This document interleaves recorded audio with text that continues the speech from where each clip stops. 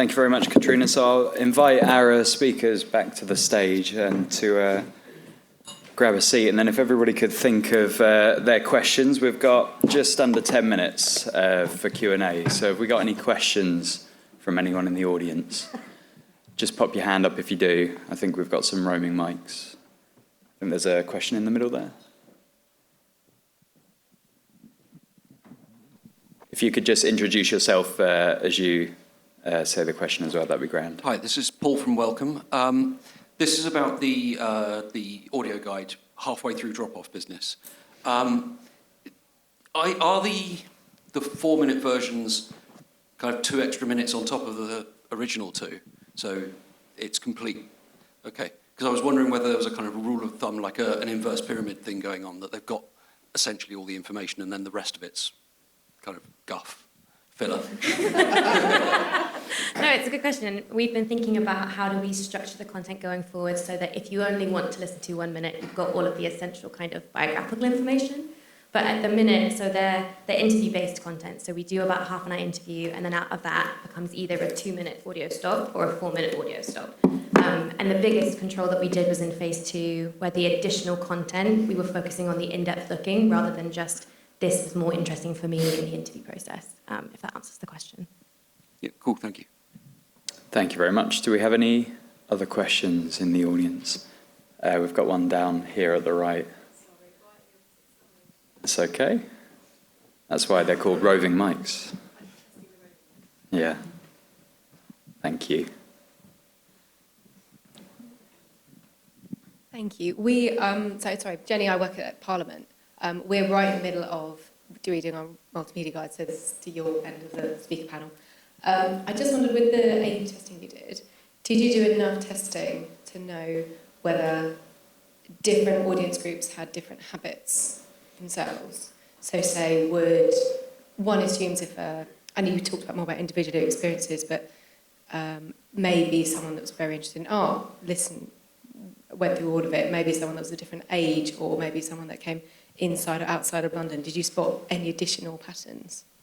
Yeah, so we haven't yet applied any kind of audience research to the data. At the minute, we collect biographical data if people enable that and allow that on Smartify, so it's a much smaller kind of user group, particularly through the web app as well. There's less of that data, but it's something that we definitely want to keep doing. And when we've got the launch of the 60 stops in May, that's going to be the point where we can kind of really ramp up how that's happening. We're also going to have, you are also going to have a physical audio guide desk and a more physical presence. So I think also audience capture will be part of that. Yeah, I hope that answers the question.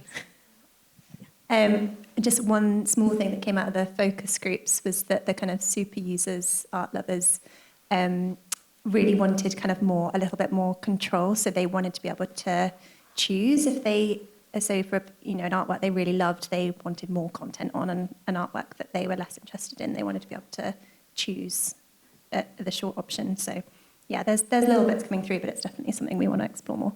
Thanks for your question. Thank you very much. We've had a question from Slido. This is for Ellie.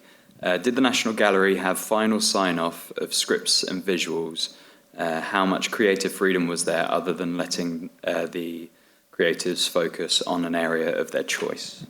Yeah, so they had, as I mentioned, they had the 500-word brief, which we signed off internally with a panel and senior stakeholders. I then worked with them over that 4-month production period to either very light touch, be tweaking things. Obviously, they some of them wanted to do things that I physically can't let them do in the gallery, so just working out how we can make that work.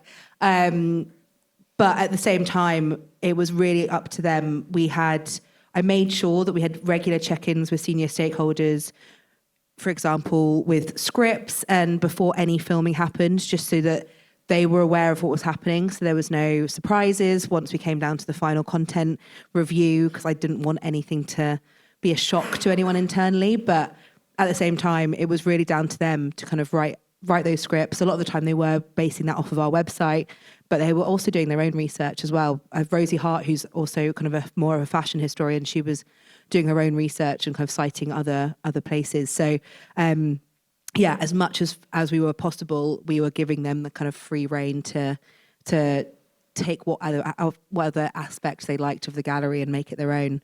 And I just made sure that internally that was kind of being facilitated, so there was no surprises. But I should have mentioned as well, there was buy-in from top down in the whole gallery for this project from the first iterations of this project, which was about 3.5 years ago. So directors were very keen for this to be from them and authentic, rather than us telling them what to say about the gallery, which is kind of not the ethos we wanted. So yeah.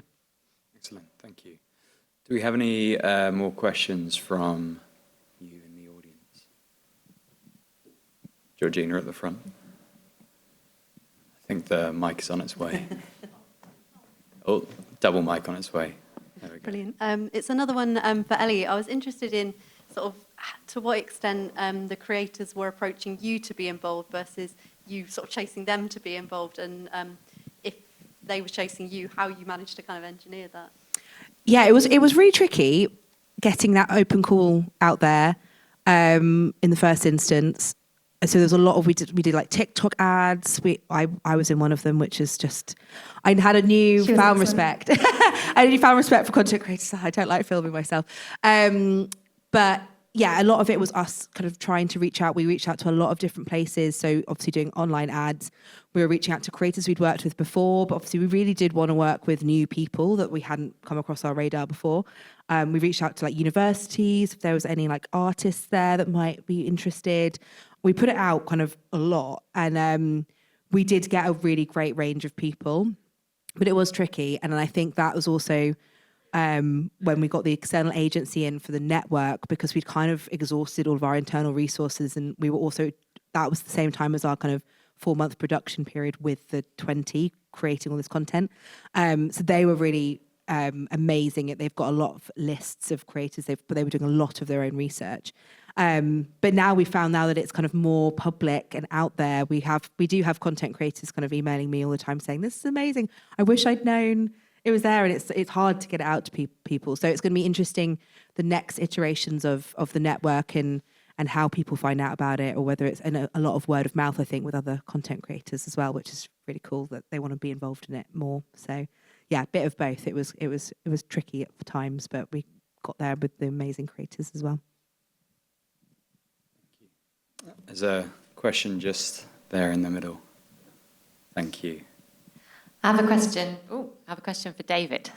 Have you got any examples that you're happy to share of features or aspects of your implementation for the Finds rebuild that you wouldn't have done if it hadn't been for your immersive discovery?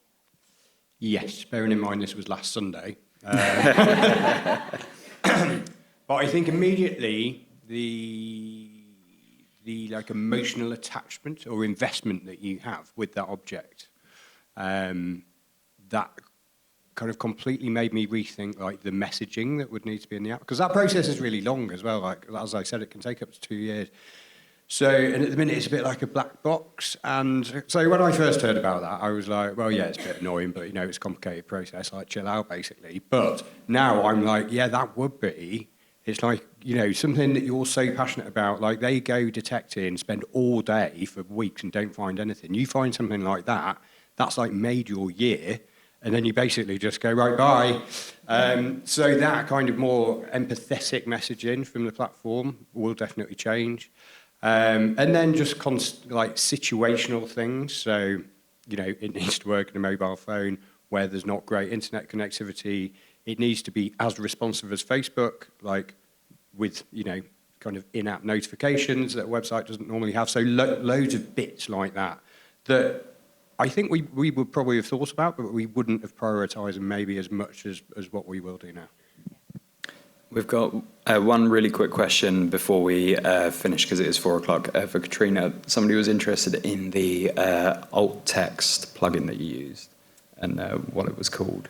And yes, it was on the slide. well, we can share your slides. Yeah, shall we share it afterwards with them? Because I put the little thing up on the slide, but I can't instantly remember what it was.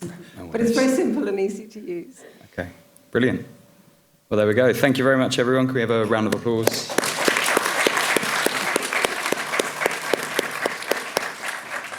Okay, I'll pass over to Georgina.